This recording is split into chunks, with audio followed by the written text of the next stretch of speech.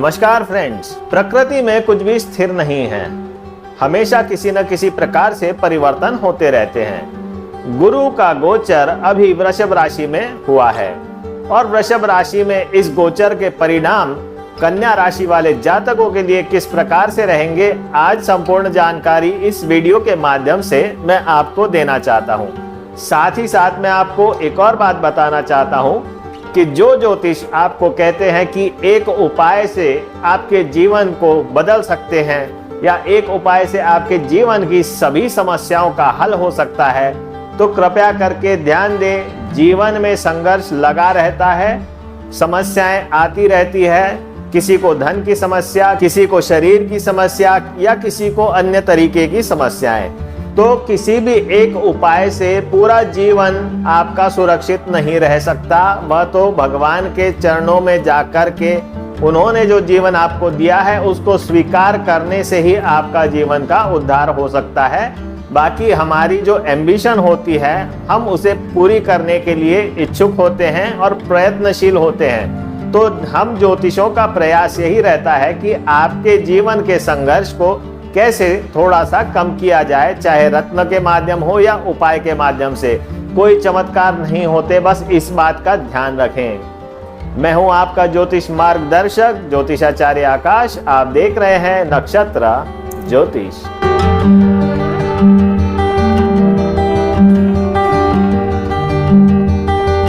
चलिए बात करते हैं कि गुरु का गोचर किस प्रकार के परिणाम कन्या राशि वाले जातकों को देने वाला है। सर्वप्रथम तो हम जज करेंगे कि गुरु का प्लेसमेंट का परिणाम क्या होने वाला है। उसके उपरांत हम देखेंगे कि गुरु की दृष्टि किन किन भावों पे जाएगी और क्या परिणाम मिलने वाले हैं।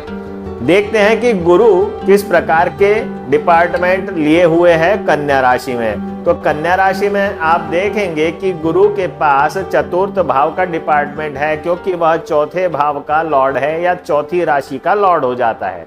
साथ ही साथ वह सप्तम भाव का भी लॉर्ड हो जाता है। सप्तम भाव में आती है मीन राशि। तो गुरु के पास दोनों डिपार्टमेंट हो गए, एक चौथे नंबर का और एक 7वें नंबर का डिपार्टमेंट हो गया। अब इसके साथ साथ गुरु आ गया है भाग्य भाव में। तो 4, 7 और 9 ये भावों को गुरु ने एक्टिवेट कर दिया है। तो इसके परिणाम हम जज करने वाले हैं। नवम भाव जो होता है वह पिता का भाव होता है। साथ ही साथ आपके घर में सेलिब्रेशंस का भाव माना जाता है, यात्राओं का भाव माना जाता है। खासकर से धार्मिक यात्राएं भी इससे देखी जाती है। हायर एजुकेशन का भाव माना जाता है। तो गुरु का इस भाव में जाना या इस राशि में, खासकर से वृषभ राशि में जाना, जो कि कन्या राशि से नवम है, तो बहुत अच्छे परिणाम लेके आया है। कन्या राशि वाले जातक पहले से ही काफी परेशान चल रहे थे, क्योंकि केतु लग्न में ही बैठा हुआ है या राशि में बैठा हुआ है। अब गुरु के आने से इन जातकों को थोड़ी राहत मिलने की पूरी संभावनाएं बनती हैं। तो ध्यान रखें कि गुरु का गोचर इन्हें धार्मिक यात्राएं करवाएगा, साथ ही साथ हायर एजुकेशन में सक्सेस दिलाने का काम करेगा। संतान के लिए भी बहुत अच्छा माना जाएगा, क्योंकि गुरु कारक रहता है संपन्नता का और संतान का। नवम भाव आपके जॉब चेंजेस को भी दिखाता है। तो आप ध्यान रखें कि जॉब चेंजेस भी पॉसिबल रहेंगे।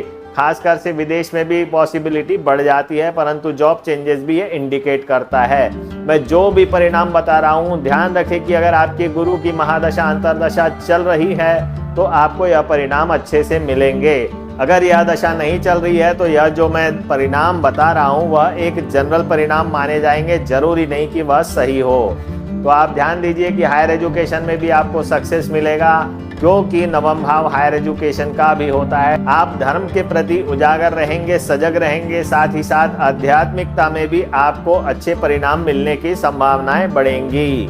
अब बात करते हैं कि चौथे भाव का भी यह लॉर्ड है, तो चौथे भाव का नवम के साथ क्या संबंध होता है। तो भाई माता को रोग देने की संभावनाएं बढ़ेंगी, क्योंकि चौथा भाव माता का है और गुरु जो है वह नवम भाव में है, जो माता के भाव से छठा हो जाता है। तो माता को रोग देने के चांसेस बढ़ेंगे। तो किस प्रकार के रोग होंगे, जैसा मैं पहले ही वीडियो में बता चुका हूँ। लीवर की समस्या हो सकती है, कोलेस्ट्रॉल की समस्या हो सकती है, मोटापे की समस्या हो सकती है। तो माता जी को इन प्रकार के कष्ट हो सकते हैं। तो आप कृपया अपने माता जी के स्वास्थ्य का ध्यान रखें। साथ ही साथ घर में भी कोई बुजुर्ग होगा तो उन्हें भी यह समस्याएं होने की संभावनाएं बनती हैं। अब बात करते हैं कि भाई सप्तम के साथ रिलेशन नवम भाव का क्या रहेगा।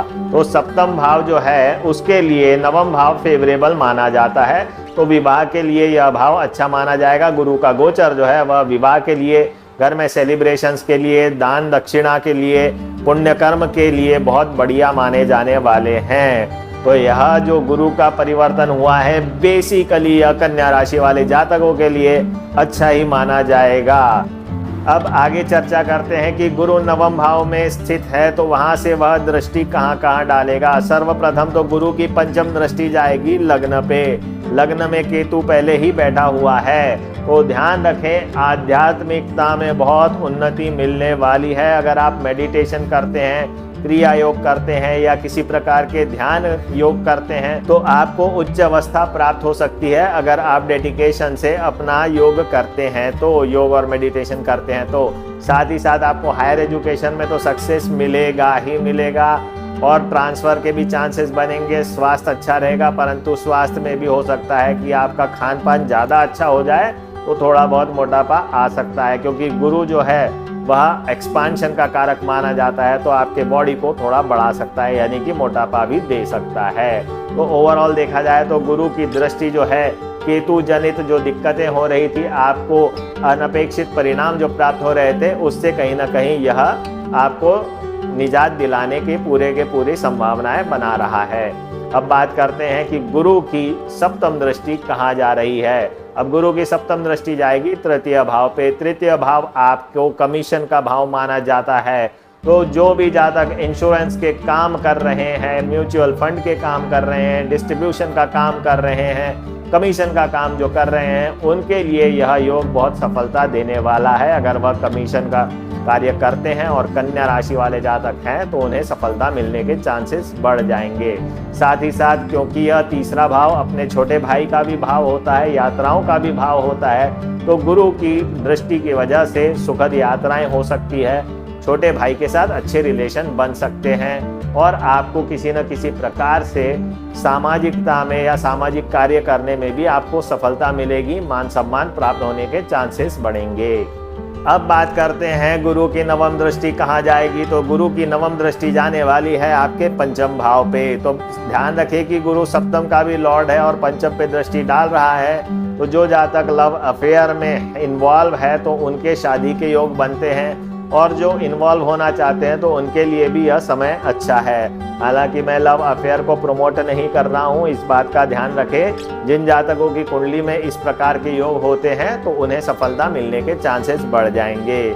जो जातक विवाह के उपरांत संतान के लिए ट्राई कर रहे हैं तो संतान के भी योग बहुत अच्छे बन जाएंगे, क्योंकि गुरु की पंचम भाव पर नवम दृष्टि जा रही है और मैं बता ही चुका हूं गुरु एक्सपांशन का कारक है। साथ ही साथ आप देखेंगे कि गुरु जब दृष्टि डालेगा तो पंचम भाव आपके मनोरंजन का भी भाव होता है। तो इस प्रकार से गुरु कन्या राशि वाले जातकों के लिए परिणाम देने वाला है। अगर यह वीडियो अच्छा लगा तो लाइक, शेयर और कमेंट अवश्य करें, और आपके जीवन में किसी प्रकार की समस्या है जो ज्योतिष के माध्यम से हल हो सकती है तो आप मुझसे संपर्क कर सकते हैं। नंबर दिए हुए हैं, मेरा ऑफिस का एड्रेस भी दिया हुआ है।